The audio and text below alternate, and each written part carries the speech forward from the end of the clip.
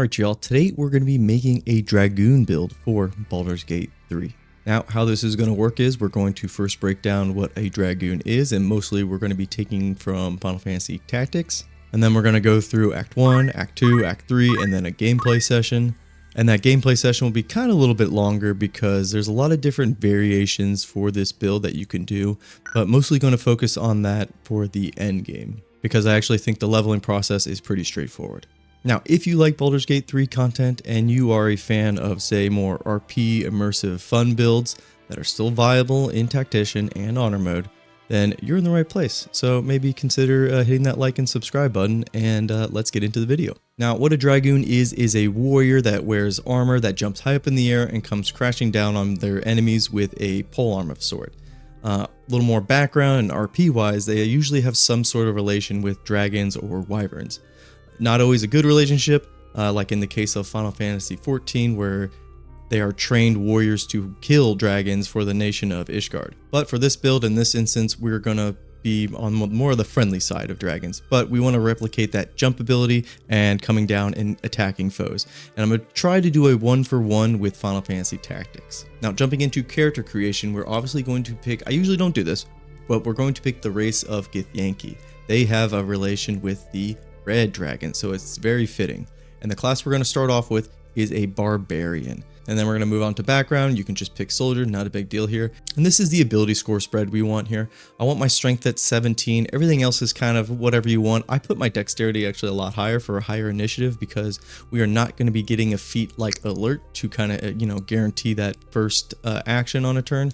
So that's why I have my dexterity high. Constitution, really not important. This is actually going to be a high damage character. So survivability, really not going to be a priority. They're already going to be pretty tanky in general just because they're going to get access to medium armor. And there's just a lot of ways to mitigate damage in this game. So this is the character creation breakdown. You don't need to pick the Githyanki as a race, but I'm just going like full immersion, full RP, and you'll kind of see why I picked them as we go through the leveling process. So let's get into that. So for level 2, and yes, I switched over to Lae'zel for my save file, but yeah, any Githyanki will do.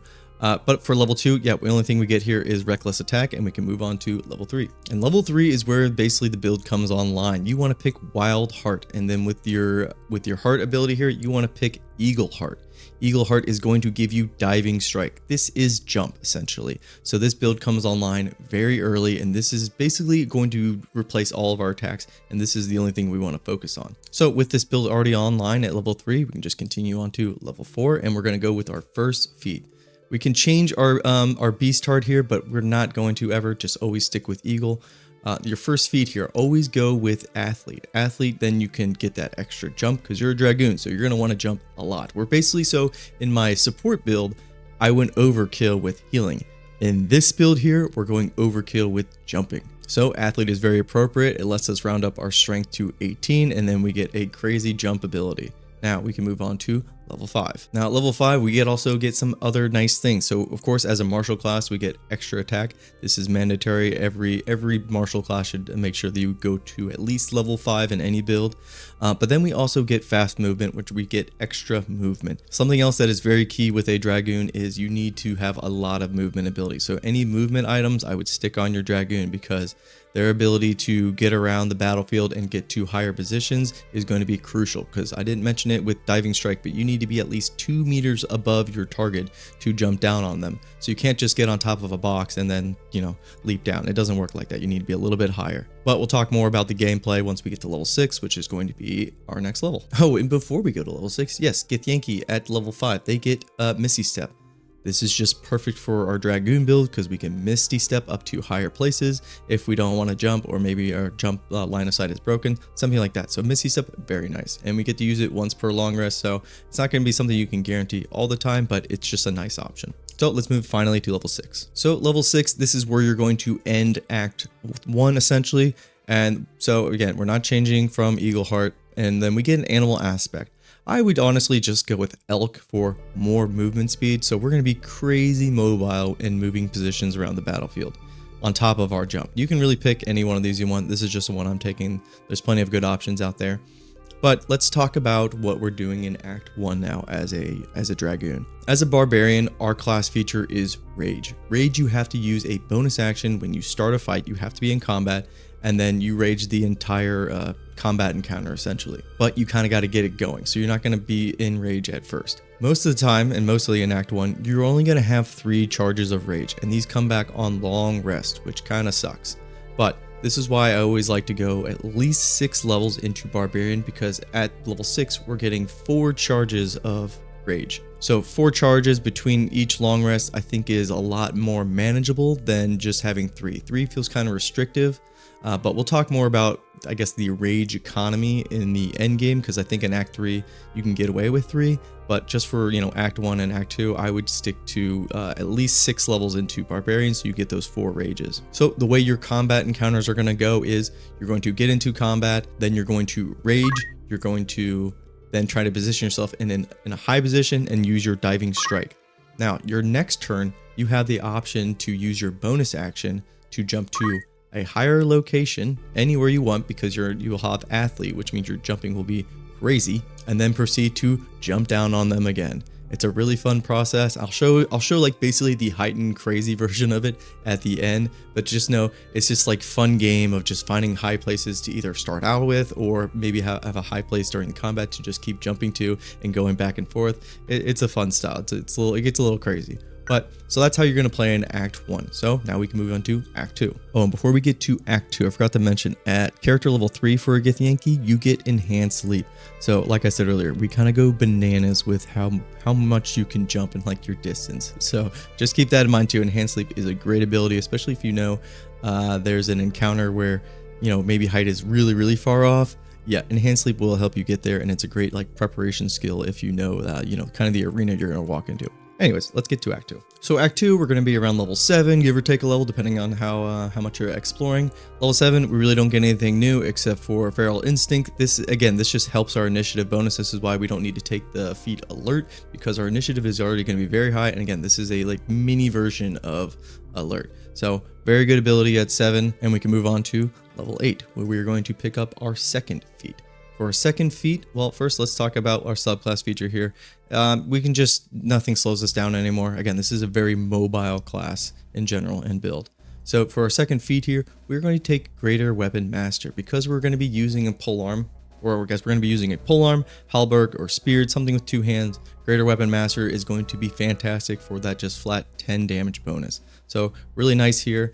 There are going to be, I'll talk about other feat options and things you can do at the end game, but just for the leveling process, I think raw damage is king here. But let's move on to level 9. So at level 9, we actually get a nice variation choice here, because Brutal Critical, again, when we is an ability where when we crit, we get an extra damage roll depending on what type of weapon you have. So if you have a spear that does a 1d10, you'll get another 1d10 roll if you critical because of this feature here. And when we get to the end game, you'll kind of see where this is going, where I'm actually building this to be a crit machine. So we're actually going to be getting a lot of criticals, but 9 levels into Barbarian it's a pretty high investment, and it's definitely an option, but it's not what we're going to go with for the leveling process. So at level 9, we're actually going to add a class, and we're going to switch to Fighter.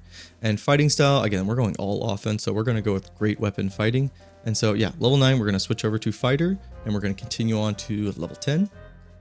And obviously level 2 Fighter, they get the amazing ability Action Surge. This is just going to make you really strong if you need to make sure you take down a target, or you need those additional swings and something. So Action Surge, very awesome.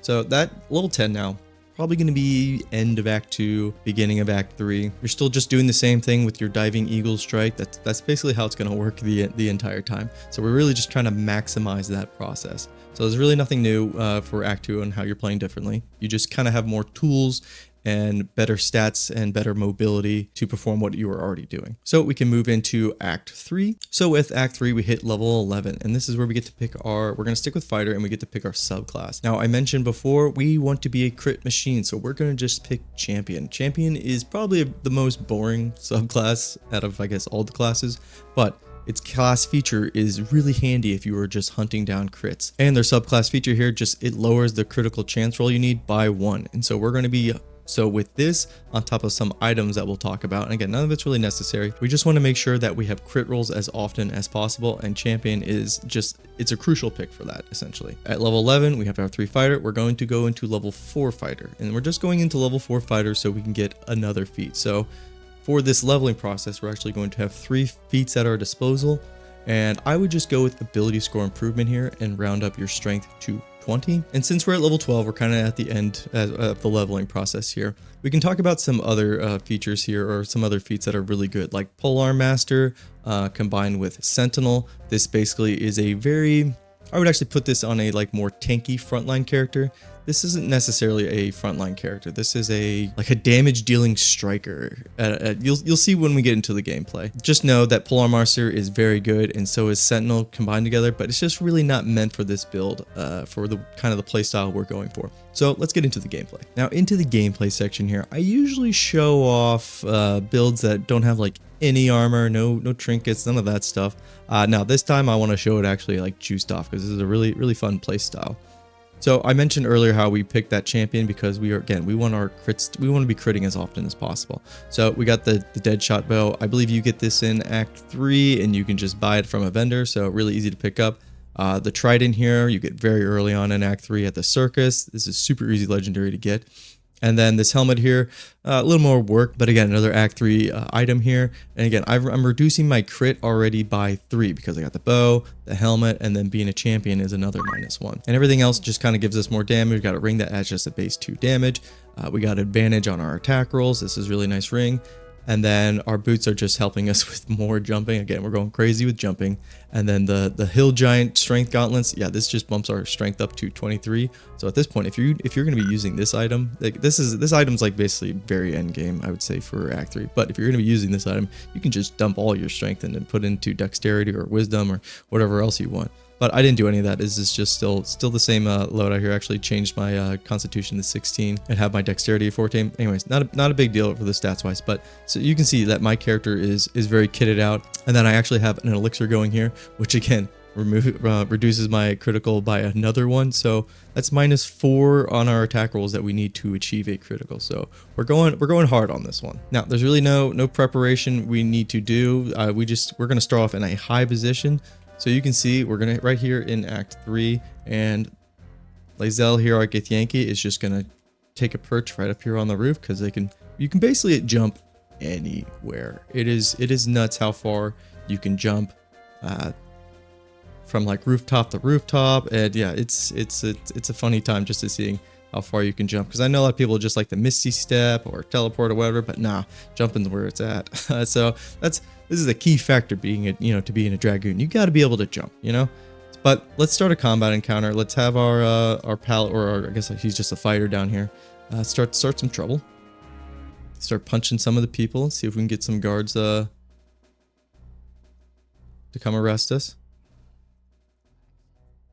Yeah, actions have consequences, we know. So actually not the largest encounter. I know where they are. Okay, they're at the entrance here.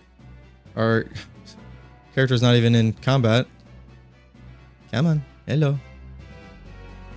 I'm pretty sure if she stands at the edge here, they will go into combat. So I'll just have my character just run over here, and his turn, and hopefully while the moving up will trigger. There we go. Okay, now we're in combat.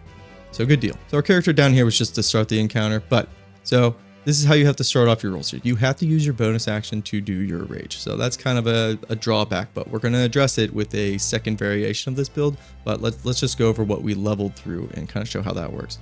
So we got a rage first.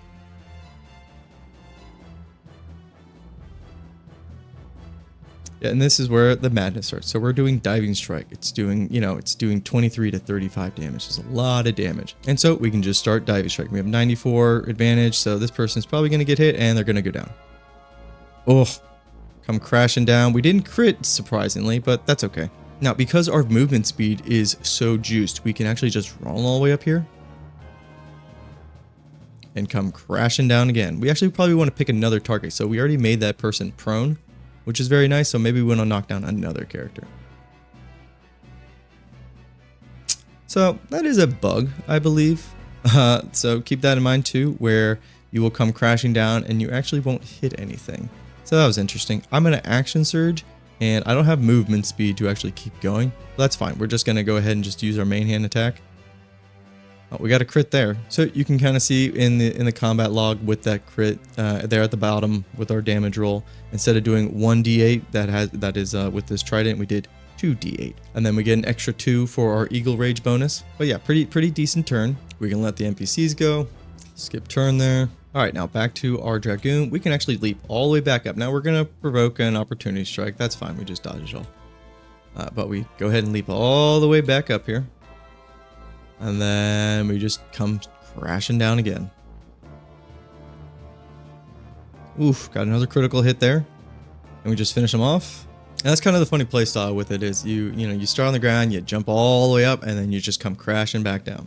All right, this is actually, we're going to end this gameplay session with this variation because I want to get to the other variation and kind of talk about that so you can kind of see the flow of how this one works. So let's get into that other variation and we'll talk about it very briefly. All right, so now we're looking at variation number 2. We got rid of a lot of like the really high level items. We're still rocking, the dead shot bow and the helmet. So those are already, -2 to our what we need to get for a critical. And then we are still a fighter with champion, so that's another one. But we're at 4 fighter, 5 barbarian, and 3 rogue. So we went this rogue route because we want thief.